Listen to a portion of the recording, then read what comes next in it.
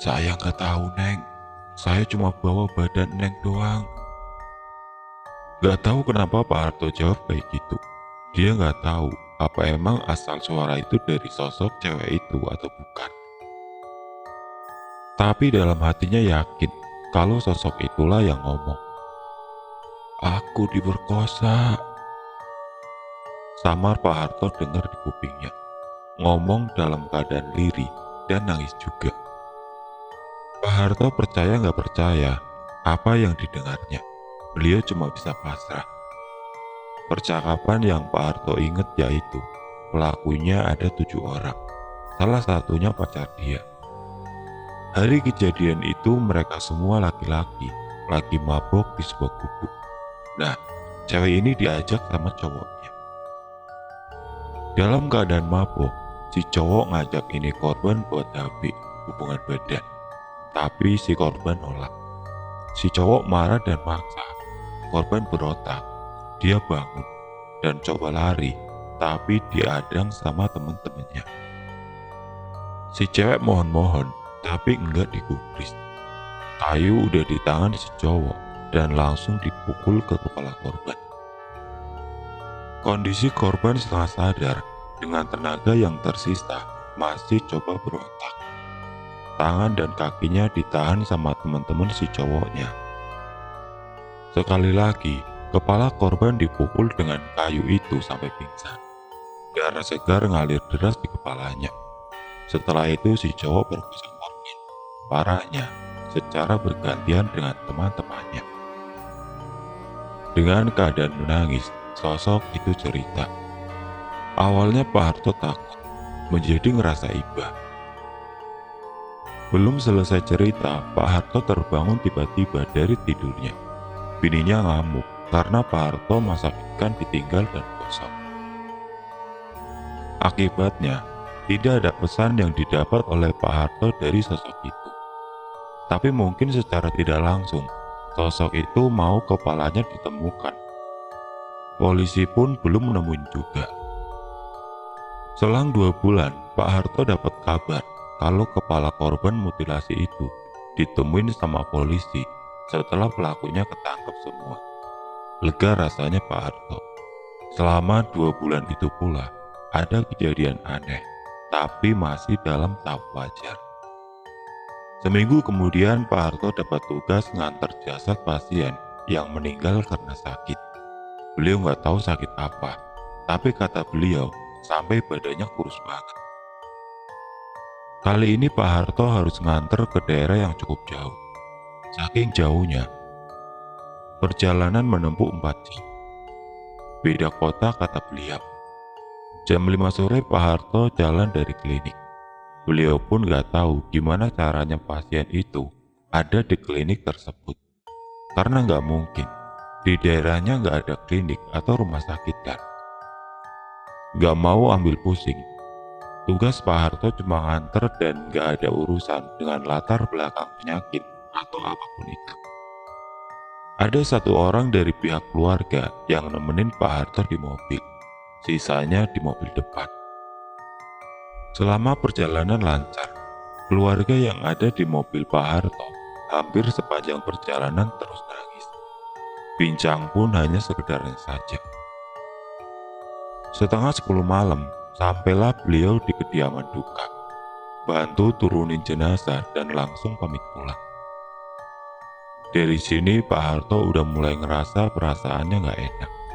Gak tahu kenapa selepas tinggalin rumah duka itu, pikirannya juga gak nentu. Lagi, Pak Harto cuma bisa doa-doa saja. Sendirian di mobil malam-malam, sebenarnya bikin Pak Harto nyalinya ciut. Ditambah muncul bau-bau anyir yang nyengat ke penciuman Pak Harto, sampai-sampai mau muntah saking gak kuatnya. Pak Harto penasaran dari mana asal itu bau. Beliau berhenti sebentar di pinggir jalan dan nyalain lampu belakang. Ternyata kembali ada darah yang muncul di lantainya. Tapi pas nurunin jenazah gak ada darah ini. Sekarang malah ada. Sebenarnya Pak Harto udah biasa karena setiap antar jenazah atau jasad, pasti akan muncul ini darah. Tapi biasanya darah itu muncul setelah mobil ada di garasi. Gak pernah pas Pak Harto lagi bawa kayak sekarang. Karena gak mau ribet, beliau bersihin dah. Kebetulan ada 3 botol aqua gede Pak Harto bawa dari klinik. Setelah selesai bersihin darah itu, beliau lanjut jalan. Tapi baunya gak hilang. Udahlah, Pak Harto gak mau pusing pikirin. Beliau lanjut jalan aja, walaupun palanya pusing sepanjang perjalanan bau anjir. Sampailah ke daerah yang Pak Harto lupa itu di mana. Tapi beliau ingat jalannya kelok-kelok dan gelap. Ini bukan deket desa Beang. Jam 12 malam di jalan cuma sendirian, mobil pun kadang-kadang aja. Sepanjang perjalanan, Pak Harto cuma bisa baca-baca saja. Mau ngobrol tapi nggak ada teman. Ya kali, ngobrol sama setir. Sampai akhirnya pas belokan, Pak Harto dikagetin sama orang yang coba berhentiin mobil Pak Harto. Pak Harto langsung ngerem mobil mendadak. Untung saja nggak ada kendaraan di belakang mobilnya. Dalam keadaan gelap, Pak Harto susah lihat itu orang cowok apa cewek. Pak Harto turun, ternyata cewek. Katanya itu cewek mau numpang sampai desa terdekat. Itu aja alasannya sih. Tapi Pak Harto nggak percaya gitu aja. Beliau bingung, ini cewek ngapain tengah malam ada di tengah hutan gini. Ya udahlah, daripada ditinggal kasihan, akhirnya beliau izinin buat numpang. Lumayan juga ada teman ngobrol di mobil kan. Pak Harto lihat mukanya, dingin banget, datar, tatapannya selalu ke depan. Nengok pun kagak, diajak ngobrol kadang jawab kadang enggak. Jawab pun seadanya aja, kayak pakai HP Asia Hidayah. Setengah jam perjalanan, tiba-tiba cewek itu bilang stop. Katanya sampai sini aja. Pak Harto berhenti, lihat sekitar cuma ada rawa-rawa ilalang. Gak ada rumah atau apapun itu. Nengok ke kanan pun sama rawa doang. Lampu aja kagak ada sama sekali. Mbak yakin turun di sini? Gak ada apa-apa loh di sini. Karena gak dijawab, Pak Harto nengok ke kiri dan di depan matanya, cewek itu berubah jadi serem. Wajahnya hancur dan berkeriput, bajunya berubah jadi putih lusuh, rambutnya ngembang acak-acakan. Baunya pun busuk banget. Pak Harto cuma bisa diam. Dia gak bisa gerakin badannya sama sekali. Tiba-tiba sosok itu terbang ke atas, nembus mobil dengan iringan suara ketawa khas kuntilanak. Lemes, nangis, capek, dirasain campur aduk. Pak Harto langsung senderin badannya ke arah pintu. Badan dia lemes, selemes-lemesnya, bener-bener gak bisa digerakin. Di saat itu pula ada mobil di belakang Pak Harto yang berhenti. Pengemudi itu turun dan nyamperin Pak Harto. Pak, gak apa-apa Pak. Beliau gak bisa jawab, mulutnya seakan terkunci, air matanya ngalir di pipinya. Lalu muncul istri dari pengemudi itu dan nyuruh ambilin air putih. Kayaknya pengemudi ini paham dengan keadaan Pak Harto.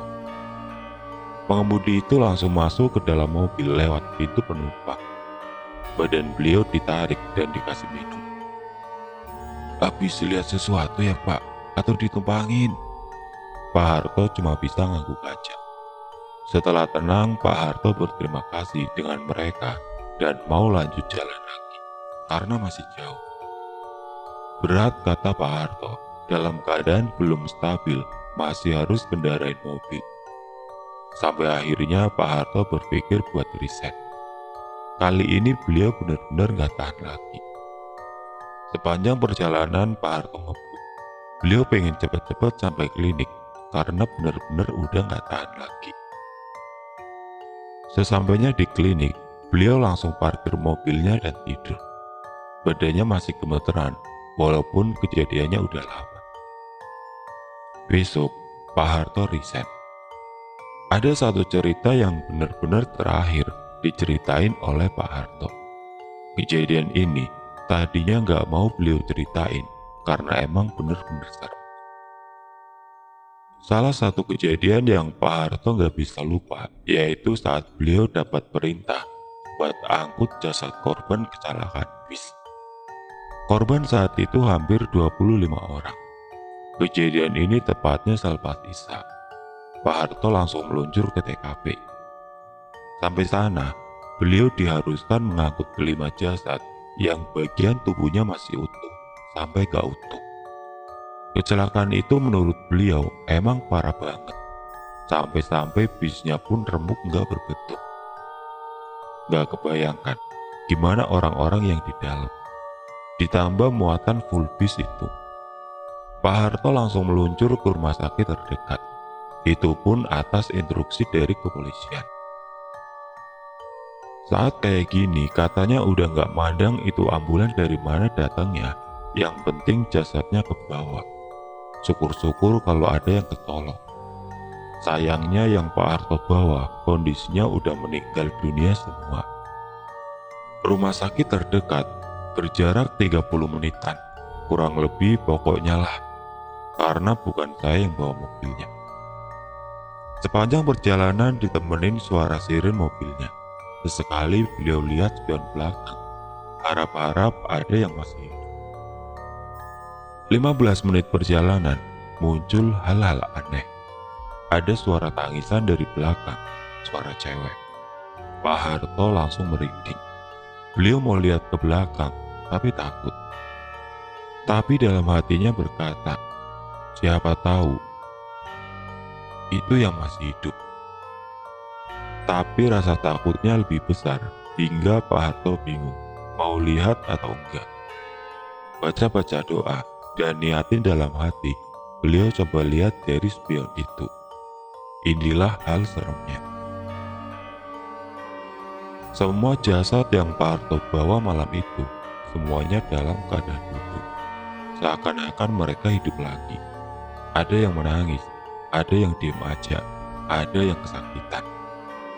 Pak Harto yang ngelihat itu langsung diam. Beliau nggak tahu itu mereka semua masih hidup beneran atau emang hanya halusinasinya saja. Sepanjang perjalanan Pak Harto nggak berani buat nengok ke belakang lagi. Tapi ada hal yang buat Pak Harto tiba-tiba nengok. Pak, langsung Pak Harto lihat ke belakang.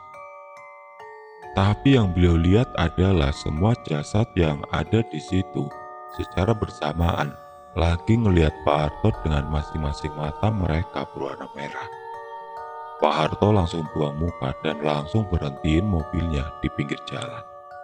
Beliau keluar, jantungnya berdegup kencang kayak habis lari.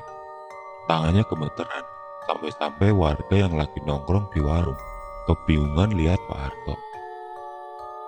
Pak, kenapa? Ada apa, Pak? Pak Harto nggak jawab, mulutnya masih komat kamit istighfar terus. Setelah agak sedikit tenang, beliau cerita ke warga kalau jasad yang beliau bawa hidup lagi. Sayangnya warga di situ nggak percaya. Kata mereka, mana mungkin itu jasad yang udah mati bisa hidup lagi. Jangankan mereka, Pak Harto yang lihat langsung pun masih nggak percaya. Pak Harto cuma beraniin diri buat lanjutin. Dari belakang, kelihatan ambulans selanjutnya yang ngelewatin Pak Harto. Gak pikir panjang, Pak Harto injek gas dan nempel ke ambulan yang depan. Beliau coba nengok ke belakang. Posisi jasad sedikit berubah posisinya. Aneh. 5 menit mau sampai rumah sakit, ada yang nyentuh pundak Pak Harto. Lagi-lagi, Pak Harto merinding setelah dicolek. Beraniin diri lagi buat lihat ke belakang, dan ternyata apa yang dia lihat kalau ini berbeda.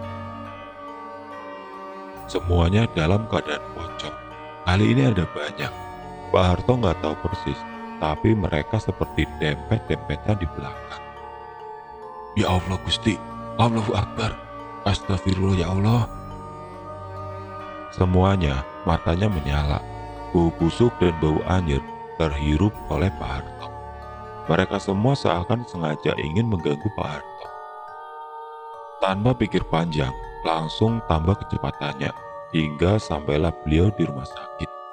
Saat mobil berhenti pun, Pak Harto sejenak diam. Beliau nggak bisa ngomong apa-apa. Perawat yang udah nunggu dari tadi langsung buka pintunya. Pak Harto lihat ke belakang, dan pocong-pocong itu udah nggak ada di sana. Sebenarnya saat itu juga ada yang nemenin Pak Harto di bangku sebelah, tapi nggak boleh diceritain karena sosok itu suka datang. Sekian banyak kejadian yang bikin Pak Harto ketakutan. Akhirnya beliau resign. Udah nggak kuat dengan gangguan-gangguannya, apalagi sampai datang ke mimpi. Sekarang beliau udah kerja di kantor saya. Udah nyaman, nggak ada lagi gangguan-gangguan itu.